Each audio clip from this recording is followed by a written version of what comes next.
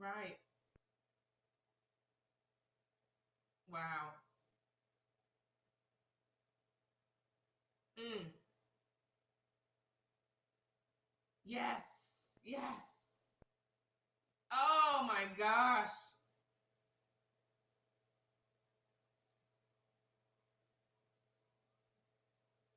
Yes.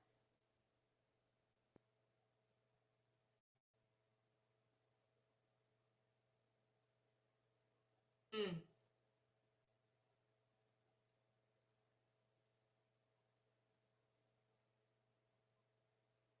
Yes, it does.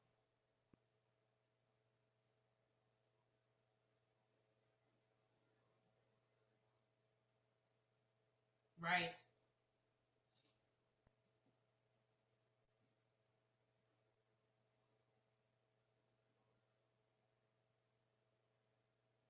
Mm.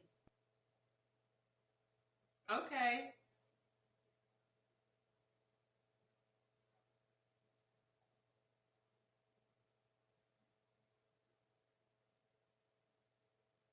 I love it.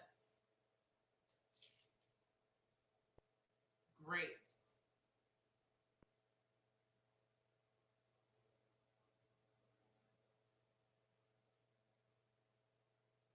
Love you too. Such a pleasure meeting you. I'm so thankful. Yes, absolutely. And the live streaming coming from Purpose Productions, I will definitely give both of you your contact information. I'll send it over by text or email to you both. And I just want to again thank everyone for tuning in today. Shift to Live radio show here on Ferguson USA, hottalkradio.com. I had the great, amazing, blessed privilege of having both Emmy winning women, Charlotte Otley and Janetta McSwain, here with me live streaming on YouTube via our Purpose Productions channel and on Ferguson USA, hottalkradio.com. Ladies, you have been. Yes, I forgot. Yes, the C note, no, the C suite, right? In the Ladue News. And you can get it online, so no excuses. So if anyone wants to give us a call, you can call us at 314. Thank you so much. Have a blessed day and safe travels back. Love you. Appreciate you both. Thank you so much. And you can call us again. Yes. Excellent, excellent. So, if you want to hear more about all the things these ladies are doing, we're going to post some information on our Facebook pages. Oops.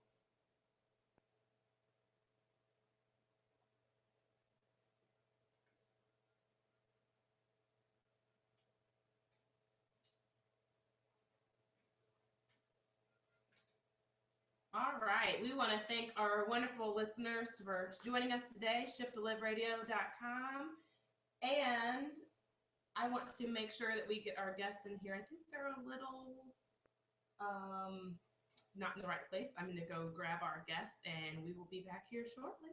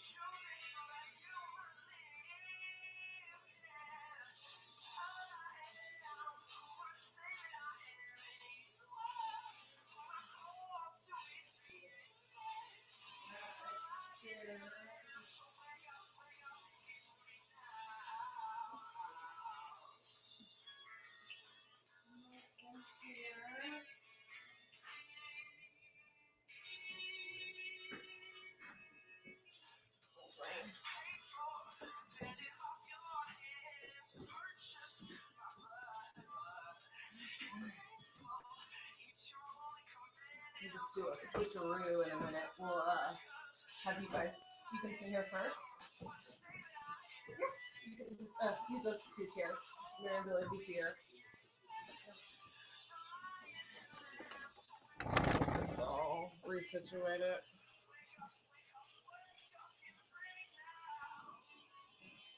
Let's see, move this back a bit.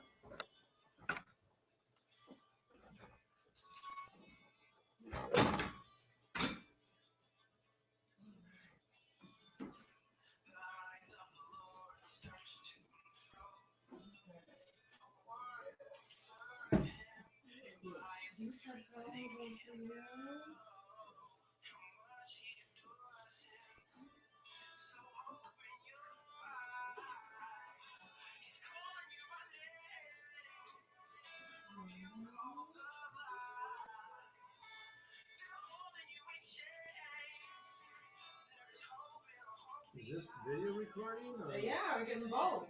Oh.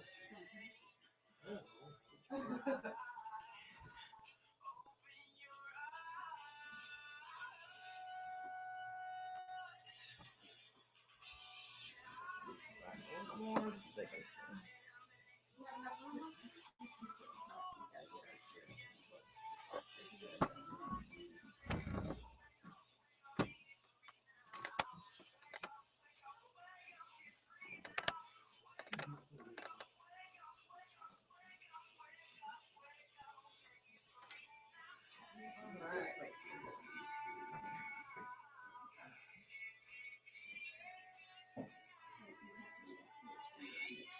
It's okay. We're gonna switch out.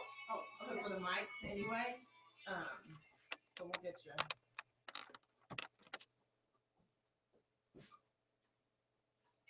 All right. Let's get your mics up.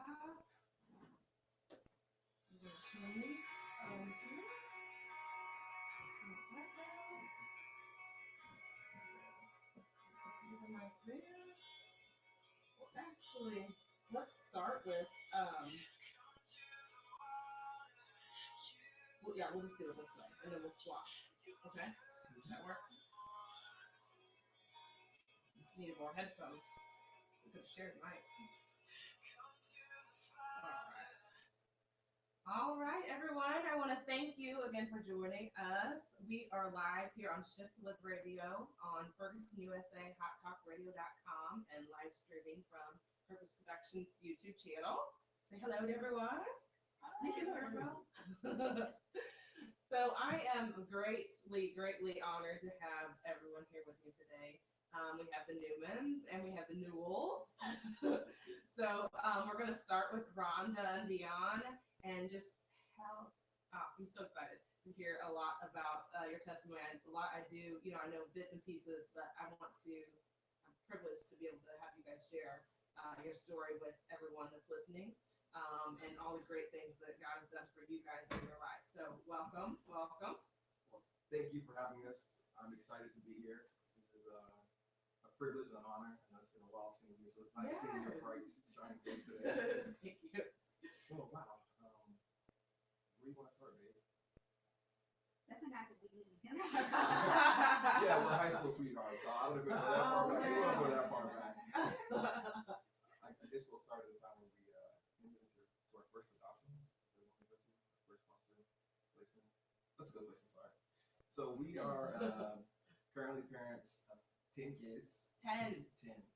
But let's first start with how old you are. How about that? Do we have to start there? Come on. Okay, we're both 34. We've been married for 15 years. It'll be 16 years in December. And we have 10 kids. 3 are biological, 7 are adopted, and we have 1 on the way. I'm a new 34, by the way. Put that in there. This was like 2 weeks ago. Okay, happy birthday. Thank you. Yeah, as you said, we have 1 on the way, so that was a surprise. We had 3 kids, and we were there for a while. The Lord started pulling around his heart for adoption, and I was a little bit slower to it. He was prodding me and pushing me, and I was resistant to that. Okay. I actually think I put a huge barrier in the way. I'm like, well, you know what, babe? We're at church at the time. We were talking about being debt free and big givers for God. Right. So I said, well, if we could save the $30,000, then we'll do it. And I figured surely she will give up before we get there. She said, no. So she started getting all these odd jobs and watching babies and cutting grass and washing cars and all these crazy things. I love it. So she worked really hard, and so I started to get on board. She was taking me to these adoption classes, and they were showing babies with the swollen bellies. And, Right. all right, you ready to adopt? I'm like, almost. Praying for me. And so eventually we decided to go ahead and I got on board. Okay. We had some friends who adopted out of foster care out of St. Louis. Uh-huh. She said, hey, it's going to be a lot quicker, and you don't actually have to pay anything. As long as you're willing and able to go through the training, Right. there are plenty of kids right here in our own Right. backyard. So we took some training, and we started that in April, and by October, we had kids that moved into our home. We had our first 2 that moved in. Wow. And so that was an incredible time for our family. We learned a lot about ourselves, Yes. about the kids, about just everything.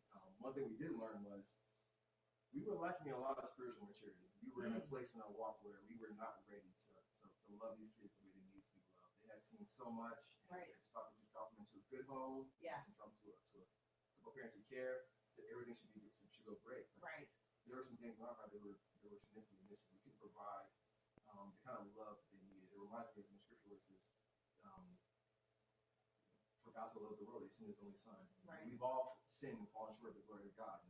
And with us, the kids had so much stuff that they were dealing with. It was difficult to be honest, just being honest, to love them. And they just had Right. so much in their heart that it was just like, oh my God, I don't know how you do that. I'm struggling here. With my bio kids, it was different. Mm-hmm. There's a natural love. Right. But these kids who kind of come into your life with all this baggage, it was nothing prepared us for that. And that's when Exactly. we realized that we needed to get closer to God and we need to grow. So that really shifted our growth. It just pushed us into a whole other area of growth. So and that kind of started us on a journey that has been crazy.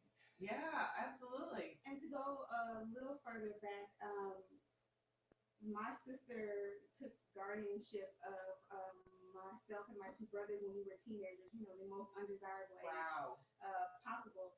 And because of that turn of events, I met my husband because we're high school sweethearts. Okay. And it just left a really lasting impression on me.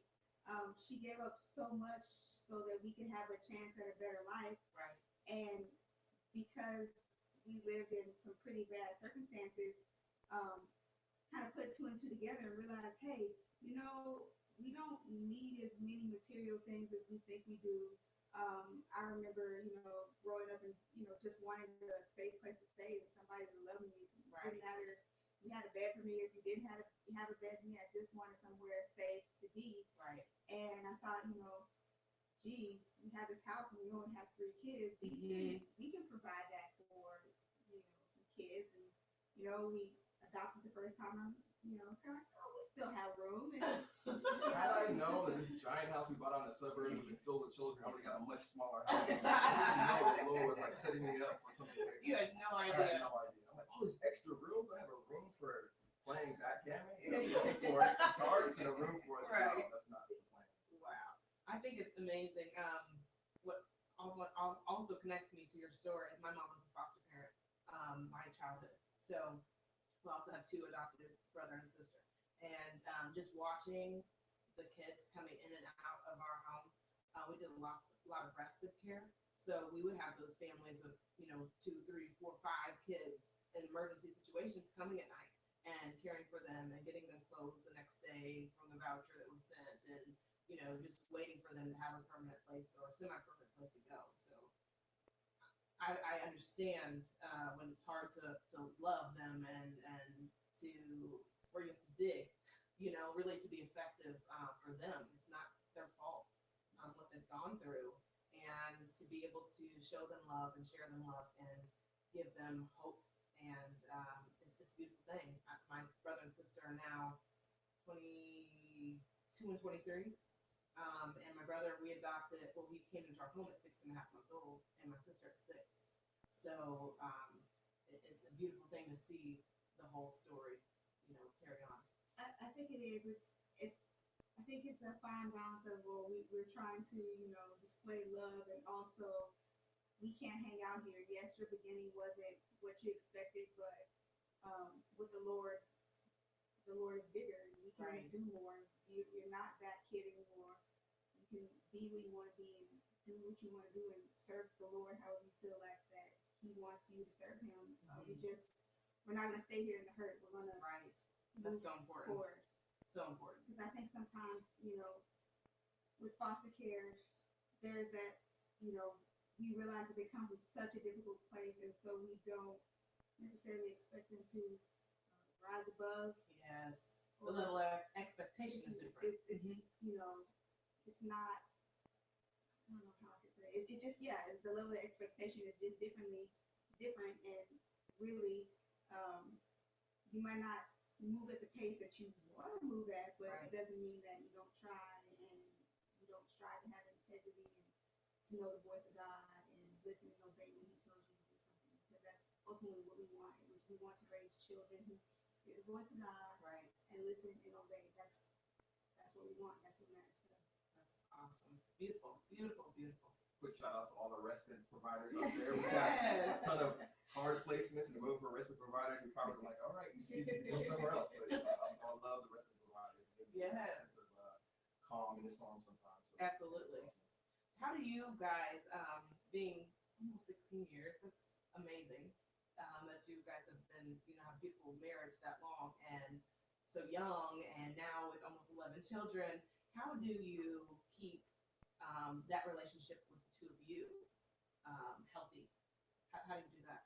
I think we're still learning. I think you think after 16 years or almost 16 years of marriage that you would be smart.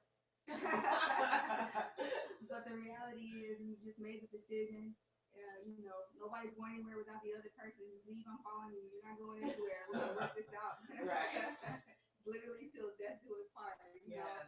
So no matter what conflict we have, at the end of the day, you're not going anywhere, I'm not going anywhere. So let's take a break and pray about it and move on from there because Right. it's just not an option. So I think that has been what has been most helpful, Yeah. just in a very practical way. But like I said, we're still learning. There's so much that we don't know, and we're looking for mentors, and Yes. because there's a lot that we just don't know. And we just kind of Yeah, I would say a part of my personal testimony is when we were young in our marriage, we were in Japan, Okinawa, Japan. We were stationed overseas in the military. Okay. It was rocky times in the beginning. And I remember just thinking that I didn't want to do relationship with my parents did because they divorced. Rhonda's parents also divorced. Okay. So I had an example of what not to do, but I didn't have an example of what to do. So I got all my guidance from TV, from Okay. movies, from media. Right. And that wasn't working either. I'm like, Mhm. man, this isn't working. That isn't working. And then I remember, it's very young in my faith, very immature in my faith. But I remember reading what God said about love, and reading 1 Corinthians 13, and just kind of reading what love was. Yeah. It was completely different from what I thought love was. So that kind of captured me. At that point, I realized that God had to be central to our relationship. So it's still a bit rocky. It doesn't necessarily change. We Right. still argue, we still fight, but there has to be a moment where we both need to pause and just go see what we call first in charge. Let's go seek the Lord, and then Gotcha. He's been gracious. He's been, and that's been another thing. He's just, I think, he's added an extra measure of grace to our relationship that I can't take any credit for. So I'm like, oh yeah, we did this and we did this. Right. He's just been really good to us. When I'm tripping, he's been faithful to just get me in check, and Rhonda's having opportunities that they were used earlier. very rarely I happens. I bet especially in this 9-month period, it Yeah. doesn't happen at all either. Golden this whole time. Only today, actually. Today was the first day. I was like, wow, you're so good. I love it. I love it. Yeah, so he's been very gracious to us. So. So how did you decide to, were you already homeschooling before Yes. you adopted? We were, well, actually, it was really funny. We had a friend, a mutual friend who said, hey, I'm homeschooling. This is going to be our first year. I'm like, oh, okay, well, good luck with that. And then I remember talking to my husband, being like, oh my goodness, oh my gosh, they're homeschooling. That's the dumbest thing I've ever heard. Who would ever want to do that? I mean, you're going to give up all your freedom. He's like, well, it doesn't seem like that bad an idea. I'm like, what do you mean? Kind of the reverse of the Yeah. adoption thing. And Our then the next, youngest at the time, our youngest was 3 or 4. Literally, like next school year, she'd be in preschool. So Oh. it would be like, Oh, whole- right. yeah, Cousin. I was planning out my days and how they were gonna look, and then the school year rolled around, and they were all sitting there looking at me, and I'm like, oh Lord. Okay. Right. I think what kind of pushed it was our daughter. She was in a private school and she was struggling with math. They had not an advanced math, but it was challenging. Okay. And she was struggling. They wanted to hold her back, and so that kind of pushed us into homeschool. We're like, well, you know what? We don't want to hold her back. She was excelling in all other areas. Let's just go ahead and bring her home and see what happens. I would say over that first year, though, the reason why we homeschool changed from primarily educational to we saw this as an opportunity to kind of impress what we believe is important onto our children. So it's been a journey. It's been a journey for sure. But you can definitely see the Lord in it, and even in, because we did some foster care along with adopting, the way things were set up, they just got to see everything that happened, everything that the Lord was doing, everything that was happening, every kid that came and left. They were, they still are a very integral part of everything that we do. And homeschool played, and still does play a huge role in them seeing us live out our faith on a daily basis. Awesome. So much of that was been mixed. Yeah, when some kids come in, we don't even do like the standard stuff. So, okay, character 101 is what we're doing for today. We're taking the time to on character. You're gonna have a couple of months of just doing that. So that's been And bonding with the kids that we have adopted. It's really hard to say, hey, I'm your new mommy, now get on the bus and go to school. And I'm Right. saying, you need that time. I mean, everybody else, just generally speaking, you have from the time they're born until they start school to bond. And Exactly. these kids have just met us maybe a couple times before they moved in. And then they're spending more time at school than they are at home. Yeah, and so for our kids, it was really great. We got to know their character and their personality, and they got to know us, and we still are. We're still getting to know each other. Our last kids came to us a year ago, so we're still fresh. We're still getting to know each other, and just building character and things that we think are important, because one day they will leave, and we want to know that we've done the best we can to instill in them what we feel like they need to do what's coming. and I'm not gonna back hopefully. So, what's your cutoff number? Are we still growing? We refuse to say because we just be lying. We determined a while ago that our door is always open to whatever the Lord wants.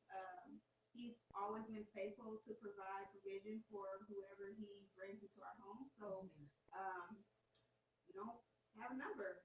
Whenever the Lord says, okay, you're done, I guess He'll let us know. But as of now, clearly that's not how He feels about things. And we're okay with that. Yeah, I think I'm probably the one that's to blame. So we were at 3, and I had a procedure because I was like, no more. I was 24. We had our 3rd child. Yeah. And I remember I was in the parking lot, and there was a guy who I looked up to. He drove a nice car. I wanted to be like this guy. Okay. He was high up in our company, and I remember just crying. I'm like, how am I ever gonna do anything with all these children? They keep coming. Oh, that's what we were pregnant with our 4th. That's when we got pregnant, and I broke down, and so I went to the doctor and said, hey, I need some help. I'm trying to do this. We live in DC too, so being in DC is a fast-paced world. So decided to have a procedure and moved on with our life. And then, make a long story short, the Lord started working on my heart. He's like, who do you really trust? Who do you really trust in here? Are you trusting your resources, or are you trusting our resources? So that's what kind of we adopted our first, and we ended up continuing in adoption. It's like, all right, Lord, I see what I don't have. But like Moses, I'm going to show you, here's my stick, this is all I got. Yeah. You're going to do something with this. And if I fall on my face, I'm going to trust you're going to be there to pick us up and help us keep going. Right. So that was kind of the whole trust factor. So really, we're kind of trusting each other. I want to call it an experiment. I hope that it works out. Sometimes it feels like I'm some weird social experiment. But really, it's the exercise is just trusting God and just saying, all right, I'm going to leave this up to you. Because I know that we've seen some beautiful things happen out of that too. It's been challenging. My kids don't get to do everything that I would like them to do. Everything that some people say that they should be doing. They're not enrolled in every activity. Just to make up. But there are other things that you guys experience that I wouldn't replace. So that's amazing. It's just really beautiful just to see you guys doing what you're doing. I follow you on social media still, even though like we said, it's been a while since we've seen each other in person, and just to watch your family grow and watch you guys grow and just see your faith, like it's amazing. It's amazing to watch. Yeah. So the next chapter of our story, we were talking before the show started, is we bought a house Okay. down in the city. Okay. So it's a neighborhood of transition, but this kind of got caught up. I think we were listening to I was listening to some crazy worship song about serving God. Oh my God, Okay. where do you want me to go? And he caught me and I'm like, all right, let's go to the city. wait. I'm in the city now. Yeah. So we bought a house in a neighborhood of transition. We've been rehabbing it for a couple of years. Okay. We feel like the Lord is calling us to the city to Awesome. share the love of God. So hopefully that'll be done soon and we'll be able to go. Take our large room. Awesome. So what are we driving? We're driving 15 And was that ever on your plate? Was that my wildest dream? I'm 34. I can't wait to get a 15 passenger van. Okay, so I met my husband when I was 16, and I remember when I met him for the first time, and if the Lord had revealed to me what was going to happen, I would have literally just Ran. slammed the door and ran the other way. Like, this is the man you give me to have, 11 kids, we're going to drive a 15 passenger. No, that's... But hey, y'all look good doing it. If anybody can look good doing it, y'all look good doing See it. the van though. I mean, it's like you gotta see the van. It's for 15 passenger vans, but it's pretty cool. That's awesome.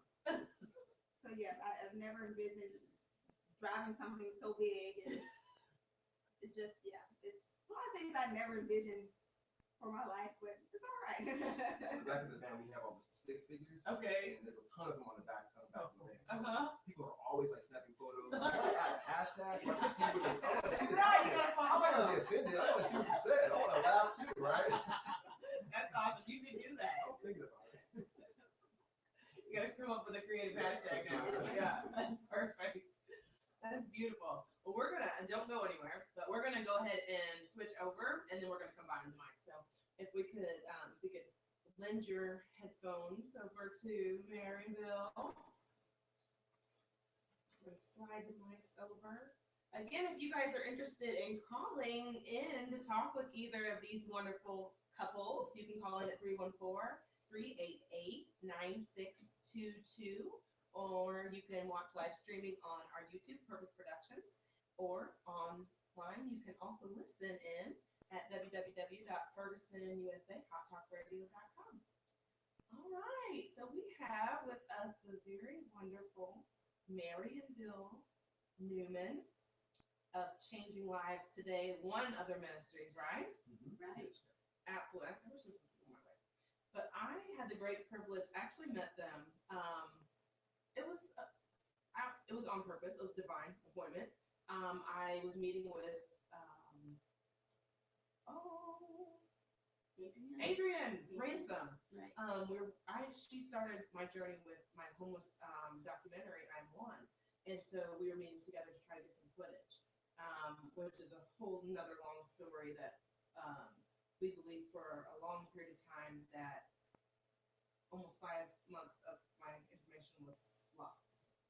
And like God restored it. Like, so that's another testimony itself. But I went to meet Adrienne this day, and she said, hey, I'm going with MSP, which is Men Standing Positive, an outreach that she works with. And she said, we're going to go to street ministry Saturdays. So I'm like, sure, I'll meet you there.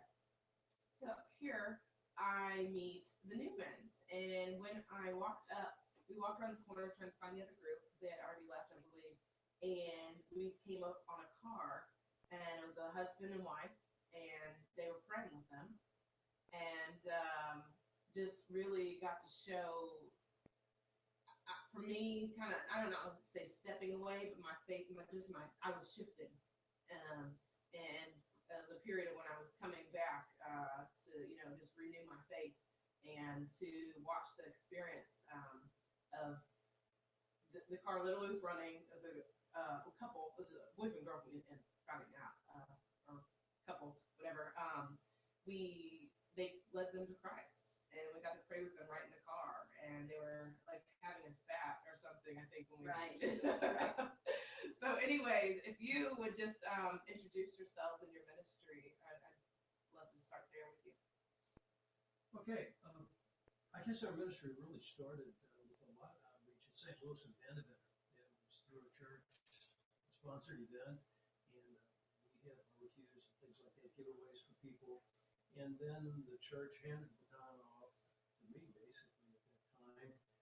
And it became my responsibility, but then there was no support. There was nothing come along to support that. And so my heart went out to the street, to the people in the street, and I just started walking the streets. And it was out of that ministry. God just laid it on my heart. You know, it's like David when he walked into the valley, and I was walking down the streets of St. Louis. I was by myself. Nobody was with me. And it was like when David was down in the valley, and you know the giant was taunting Israel, saying, you know, give me a man, give me a man, and that's what was resonating inside of me. And my response to that was, is there not a cause? Much like David's was, is there not a cause? Is there not a cause? And I look around, all around here, and the cause is everything is there. And I see so many churches and so many people not involved in people. And so I just started hanging out with people, just trying to get connected with people, trying to, and I carried a little name placard that stated reaching people for Jesus, because that's what I was about. Whatever they needed, I tried to get it, take resources and this sort of thing to them. And it was out of that then Mary came on board, and we had a little mission that was for 3 years in St. Louis and Vanderbilt. And so Mary stepped in and she brought her organizational skills in. I'm not organized. I'm not an organized type of person. You know, she's the one that brought those sort of things together. But I was just kind of the guy on point that turned over that first ground, and then for other people to come in and be a part of it. So we were there for 3 years. Finances became an issue, and there was some interest that was dropped from those coming in to facilitate different programs. So we had to give that up last spring. Okay. And so, but in the meantime, when Mary came on board, she said, and this is her story then about the lady's house. So I'm going to hand the ball off to her and let her run with this now. Oh, one thing he didn't say is that he's been doing this for 9 years in North St. Louis, walking the streets day, afternoons, night. He's been doing that, and I've been in North St. Louis for 4 years. And when I was running the mission center for those 3 years, I found out that there was people that need to learn to read, write. They needed somebody to love them, somebody to care for them. And so that's what we did at the mission center, is just to create relationship and bring people in to help them in whatever their needs were. Then God laid it on my heart about opening a home for women. And I said, right, God.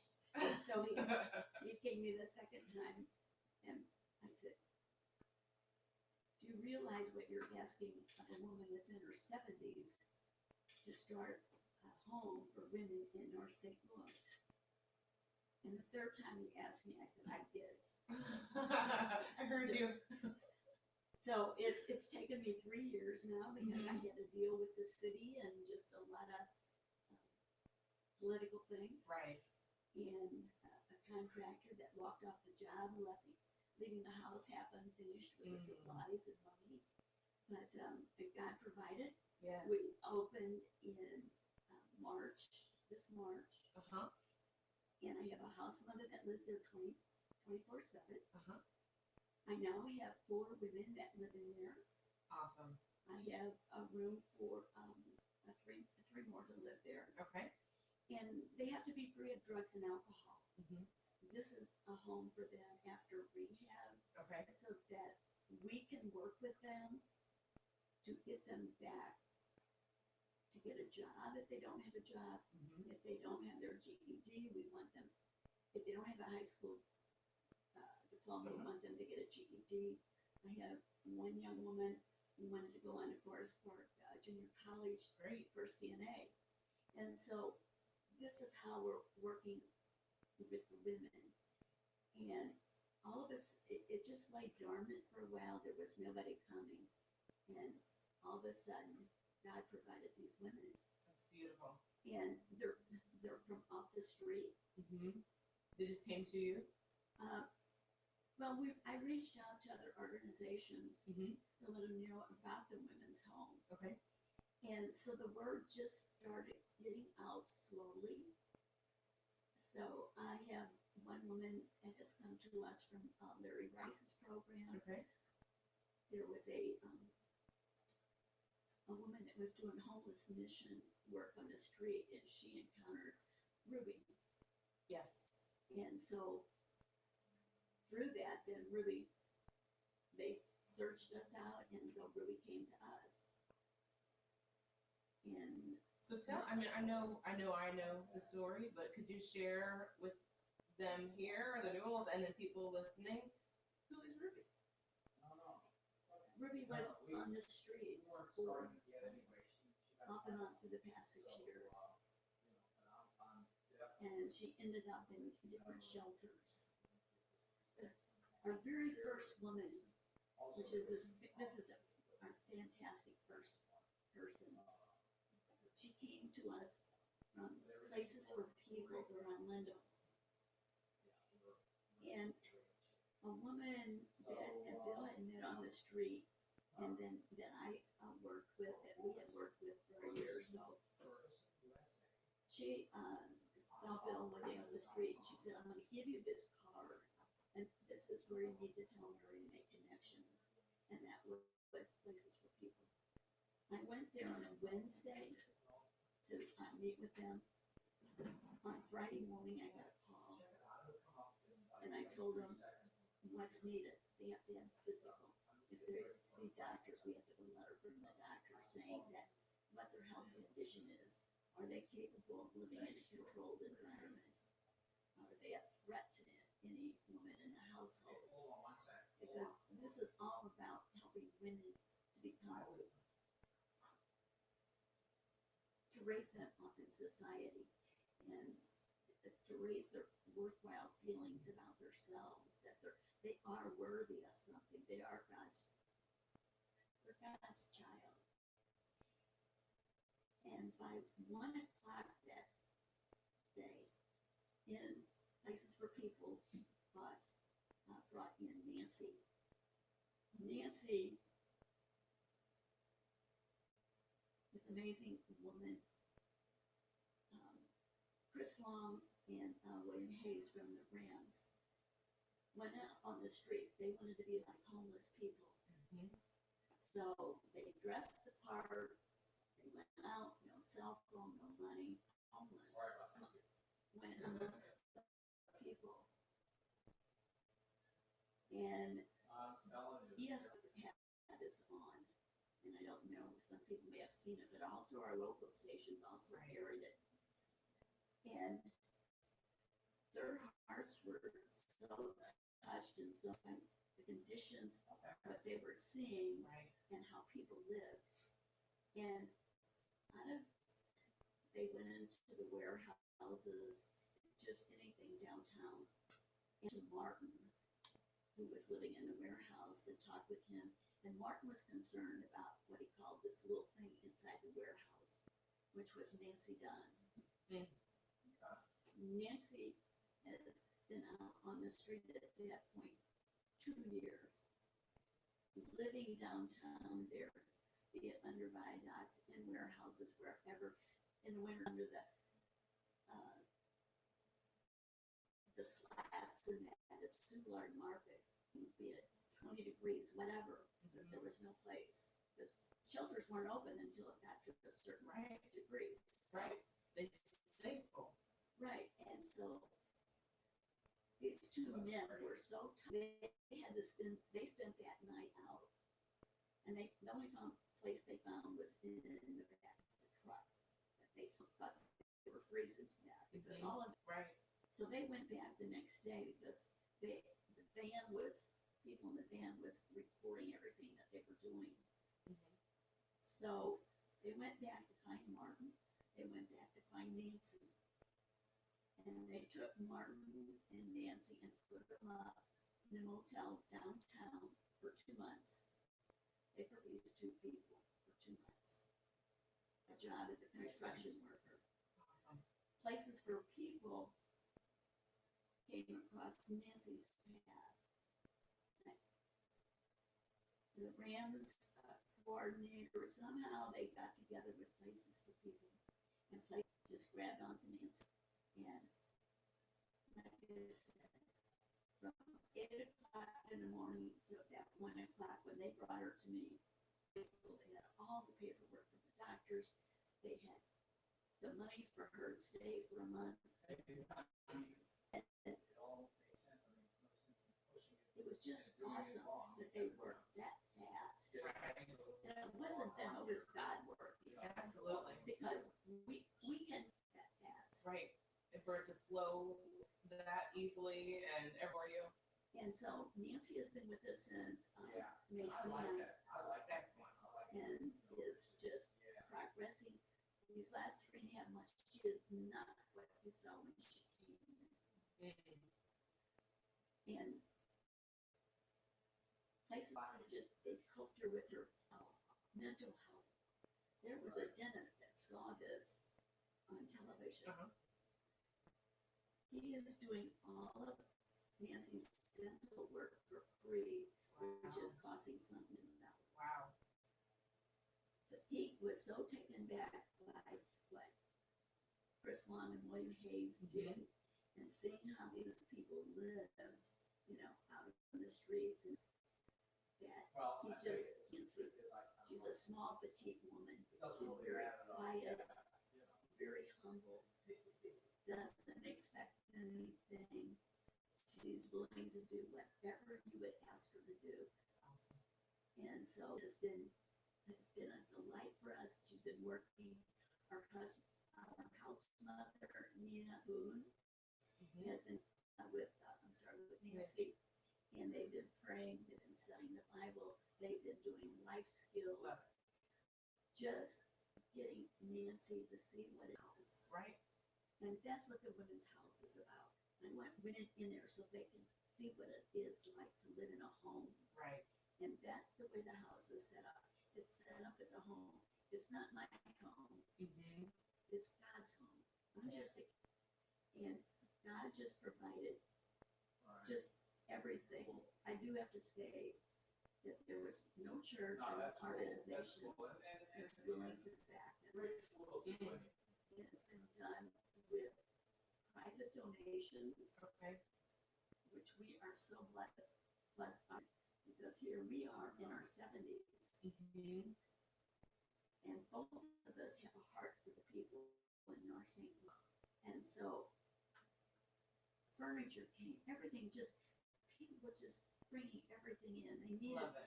and so the house is set up as a home. It's not, it doesn't have leftovers. Mm-hmm. This is a home that they each have their own set of towels, brand new towels. They have their own beds. Right. Everything that they need that they would own. And so that we can move them on with the hopes and the dreams and the goals that they want to accomplish to get back in their own apartment. Right. Some of them have families to get back to a family. Do you have a time frame for stay? Restriction? We like for them to stay 60 days to give it a try. Okay. And I connected with a lot of other homes, not only in Missouri, but out of the state, Mm-hmm. to come up how to run a home. Absolutely nothing. Right. So everything I got was from other homes throughout the United States. Okay. And I used their rules and combined them, and all of them have basically the same rules. Okay. And they're very strict because, when you live out in the open, you don't know what it is to live by rules. Mm-hmm. They may not even know how to make a bed. They may not know how to do laundry. They may not know how to cook. They may not know. So you're teaching these life skills. Correct. Life skills. And counselors that come in, the one-on-one. Great.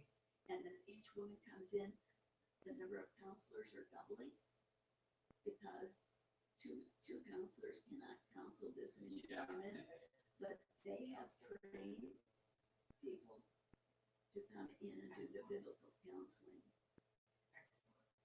And I've made this with Faith Works on Locust. Yes. They are supportive of us. Great. Pastor Mark Grimes Mhm. and David Etok, and both of them, their wives are very supportive. Great. And so this is where we are attending church on Locust, Okay. and we're so that they Excellent. are exposed. In fact, on Saturdays to teach a class, and so they're getting the spiritual exposure of what life is about. He's teaching about life. It's not about right now, but how important they are. Who created them, Right. places, and that they're worthwhile. That's awesome. And these women are just beaming. Oh, yeah, I did. And I did. I when got there. they found out that indeed we were going to Faith Works, Mhm. we're gonna go with you. We pick them up. We take them, if we need 2 cars, we take 2 cars. So Mary, tell me, either of you actually, tell us where we can find out more. So you have your website and social media. Share those with us. Yes, our website is www.changing-lives-today.org. And it gives you all the information about what we're doing, where our heart is, and God's placed us in our St. Louis City. And that's where our heart is, no matter what people say to us.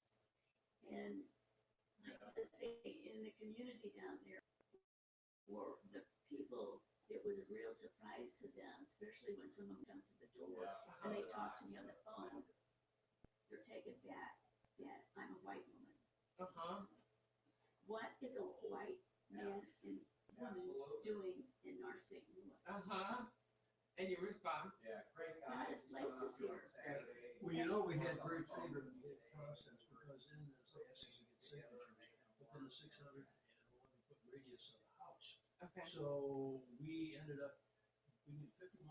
We ended up with 67%. Wow. Okay, now that says something because, you know, a white couple, and there's times I was by myself, a white dude with a clipboard standing on the porch. And they answered the door. They answered the door. You know, so God had a hand in it. Right. God had a hand in it. I mean, it was awesome that we got 67%. That's great. You know, but then there were still people that was not wanting me to have a home there like that. Mm. And like it's taken 3 years, and even the city turned me down. Well, I'll see you The then on only Monday. option I had was to take the Okay, city of Lisa. St. Louis to court. Wow. And it's like I said to Bill, "What are we gonna do?" Right. He said, "God's placed this on your heart. Mm-hmm. You can go for it." So it cost us $10,000 of our money for a lawyer, and we went to court. And Judge Durker ruled in our favor, Awesome. and he gave the city a timeline that they had to come up with his decision. Mm-hmm. And they did it in 60 days, they did. And so we have this great home for women. I bought the home next door to it because our yard is small. Mm-hmm. And as we're tearing the house down, the woman across the street, at first she was not real friendly with us because she didn't know where we was coming from. But as we talked with her and she found out what we're about, and so she called me over one day and she said, "You know the house that you're tearing down over there? Do you know who was in that house?" And I have no idea. Right. Well, the last time Mother Teresa was in St. Louis in 1989, she stayed in the house that I was tearing down. Mm. The nuns lived there. So what does it say about the area Right. that this home is planted? Purpose. Yes, It's definitely on purpose. No accident. exactly. You know, and we struggled and we got it open, and you know, we we went to more expenses, we got it fenced in now. A young scout needed his Eagle Scout project, and we had gone with them on a mission trip to Costa Rica 4 years ago. That's when my heart was turned around. When we went to Costa Rica and saw 40,000 people living in the Carpio in shelter type homes, that what we have in the city is nothing next to what these people are living in. And it's like, why do we have to spend money to go to this country? We've got it in our own backyard. It's a great transition. I want to, would you pass your mic and microphone? Just one. I'm gonna keep the guys on. Bill, if you don't stay on, you can pass that to Dion. I love, it's definitely not by accident, how the connection of these two couples came to join us today, and how, Jesus called us, and when I was working at New Life, and I didn't even think about this as a person of faith or any point of my thinking. Larry Rice always talks about how Jesus was homeless, and he told us to shelter the homeless, obviously, help the hurting, help the needy. And I love that both of you are doing that in completely different aspects, but that you're taking children in that don't have family, don't have home, and you are taking in women that don't have shelter, been homeless, and all different kinds of circumstances. So I'd love to hear from you as men, just your perspective. Were either of you, were you ever homeless, or did you ever come against anything like that in your childhood, or what drew you to that first? No, quite to the contrary. I was not. I was very well taken care of, Mhm. and I guess what's noteworthy with me, I had a police background. I cut my teeth on the Pruitt Idaho in the early '60s, so I knew the city, I Right. knew the environment, and I was only down there 3 years. For 3 years, and I left out there, and I said, I'm not coming back ever again. Mm-hmm. And so I wasn't cut out to be a policeman. And so God has placed me now back down in the city, and it just blew my mind, because the city right now it's a piece of cake. It's a piece of cake. Yeah, there's more shootings down there, but I'm telling you, in the early '60s there was more violence. You couldn't really find a middle-aged black man who didn't have a nice car. It was a time of civil unrest. There was twice as many people in St. Louis. There was no air conditioning, and it was nasty. Yeah. A black couldn't walk South St. Louis, and a white couldn't walk North St. Louis. Wow. And now it's, I can't believe this. And everybody treats North St. Louis, and we were talking before, when we got on air, that everybody treats North St. Louis like a leprechaun. Oh yeah. And it's not that at all. It's a beautiful place. To get young gangbangers on the street and get them praying and whatever on a busy street and in the huddle. And so it's that sort of thing, is reaching out. And this couple here, I just want to take a pause a minute. You guys blow my mind. I know. A young couple that sacrificed. When we were your age, we wouldn't have thought of that. And for the listening audience, what we're talking about here is private initiative. It's not about churches. It's not about government. What are you choosing to do? Yeah, exactly. Yeah. Are you going to take the initiative? Are you going to be doing what God called us when Christ told us 17 times, follow me, follow me? Where did he go and what did he do? And you guys are all a part of that. And like we were talking too, you came out of circumstances that were a little bit lowly, and you could have gone after the good life and the better life, the nice cars and whatever. And you said, no.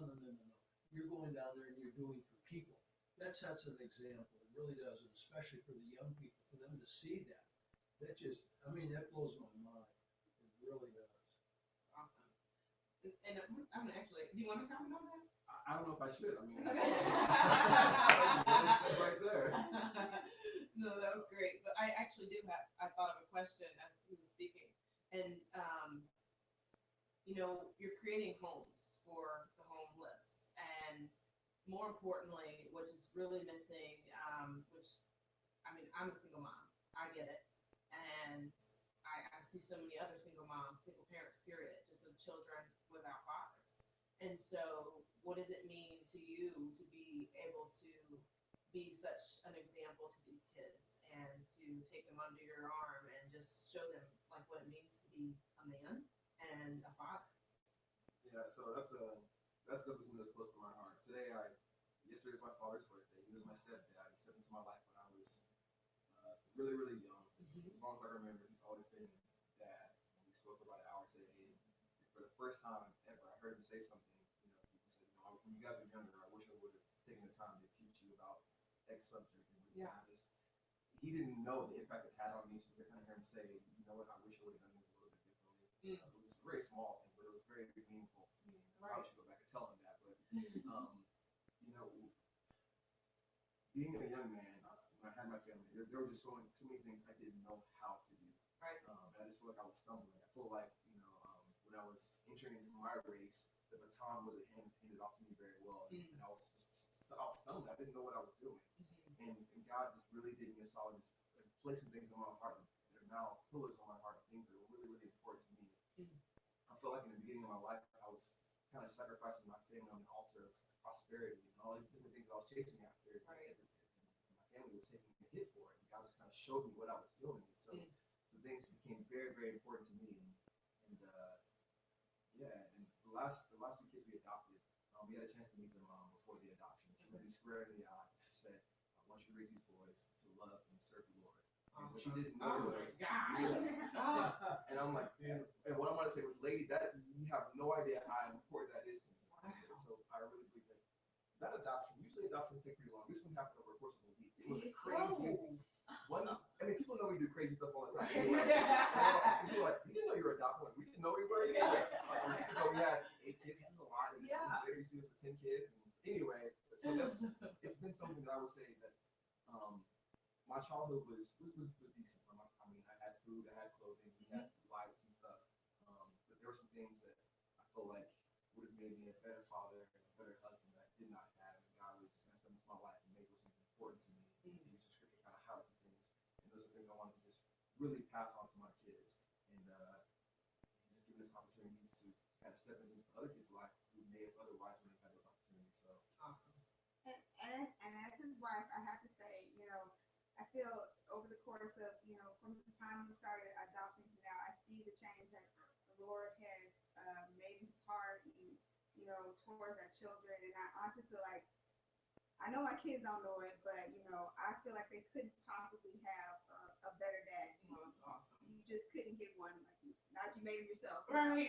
He really cares about their spiritual upbringing, and he takes the time to talk to them. He's very calm. We're very opposite in that way. He just is very, he's there to listen and, always has a listening ear and always wants to tell them what Jesus thinks about, that particular situation or whatever is going on. And it just has really made me love him more because I just see, I know where he was and see where he is now, and it's just like, I can't just express the love and how important it is for me, as his wife, to see that happen. That's beautiful. she read the email just as I said. Way to prompt on that one. That's It was beautiful. no accident that you gave the mics, the earphones to us, because the men, quite frankly, in the world have been lacking and negligent. And my challenge is for the men, you start manning up and being what you're supposed to be. If you're the man of God, you step out. And that's what my brother here has been doing. Yes. And that's what it's all about. We have to be the men of God. We have to lead and we have to take the initiative, and we have not done that. Right. I've run into that myself. I have more women willing to go on the street with me than men. Yeah. So I'm saying, if you got it going on in the church, bring your swagger out to the street. Come on, let's go. Yeah. They don't. They're no shit. Fire right there. Okay. Okay. I love it. I love it.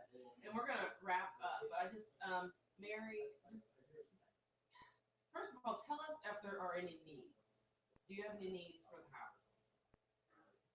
Well, How can we help? well, some of the women, women that come to us, they have to come in with living expense. We're operating in a home just to get by. Mm-hmm. This is not a profit making. And so some of them come to us and they don't have the finances to come in, or they don't have the money to get a medical, require a medical. Right. and some other things. So that is, it's right now, but God has placed a new thing, another thing on my heart. I am ready, and I'll be willing to start the home next door if the money comes in. We financially cannot do any more than what we've done with the one home. If there's somebody out there that wants to help with the finances where we can buy the home next door, the one across the street, and then we can get it rehab and get more women off the street. I love it. It's just unreal. When I did my research, there's so much out there for men Oh, yeah. and also for women with children. But for single women, there is not much for them, regardless of their age. Right. And as long as they're free of drugs and alcohol, I want to pick them up. I am willing to help them see how worthy they are. Right. And so, if somebody wants to help, okay, bring the finances in so we can buy another property, so we can have another house rehab. Awesome. I mean, I'm ready to do it. When I finish, when we finally got this current house open, and I said, I'm not doing this again. It's taken me 3 years. Sound familiar? That's changed. Uh-huh. I'm seeing, here the scout has made this beautiful pergola in the backyard, and we got flowers and bench and it's just beautiful backyard, and the women are they think they're in heaven sitting out there. Awesome. And we're looking at a house next door. And it's like, hey, what can we do with that house? They said, can we do something with that? I said, yeah, we can, but we need the money. Right. We need the Well, money. tell our viewers, our listeners, how can they get a hold of you? Okay, they can get it to me via the website that I gave, Mm-hmm. or they can contact me personally on my cell phone, which is 314-406-6656. I'm open to talking to anyone if they need help. If someone's willing to help finance this, I mean, we've got a hurting world out there, Yes. people, and we need to help. We need to be united, no matter if we live in the county, we live in the city, we live in Illinois, Missouri, wherever we live. And it doesn't matter what color we are. Yes. We have to come together and we have to bring unity and help these people. I love it. Absolutely. So we will definitely put all of your information on our site and social media so that we can find your information. Is there anything you guys have coming up that you would like to share? Besides the birthday. I was gonna say hello. I don't know if you can see You're not this sharing thing. Well, you want to come on by. We have baby number 11 due Thanksgiving. Oh my So goodness. we're really excited about that. We're gonna need a turkey. Yeah. We're cooking I'm turkey. not cooking either. It's gonna be Right. pizza for Oh, wait, Thanksgiving. how many turkeys? Yeah. For the turkeys. Yeah. So, we obviously would come with your prayers as we're trying to finish rehabbing our home in the city. We hope to be there before the baby's born. Awesome.